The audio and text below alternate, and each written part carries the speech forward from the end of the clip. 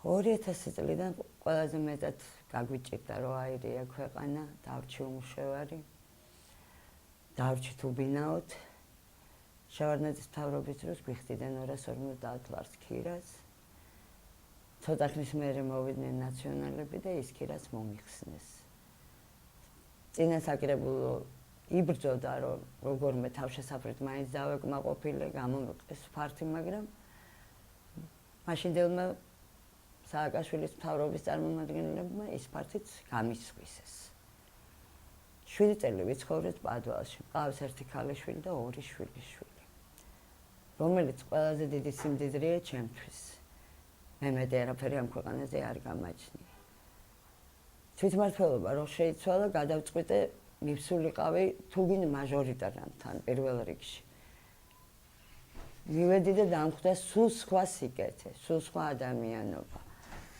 იმ ახალგაზრდა ბიჭებმა ისეთი საქმე გამიკეთეს, რომ საკრებულოშიც ერთხელ ავარ მის მერე ნამყოფი. ისიც ასლი მინდოდა წამომეღო. მერიაშიც კი არ ყოფილვარ დახმარებისთვის, დამიზგნენ გვერდით. მიქირავა გამგეობამ ბინა, გადმომიყვანა უკეთეს პირობებში.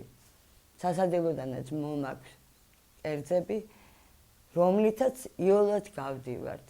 მე მინდა დიდი მადლობა უთხრა მაჟორიტარ თარას შურღაიას და მის გვერდით მომუშავე ახალგაზრდა ბიჭებს, რომლებიც ამეტირებ ეხლა რო არა თქვა.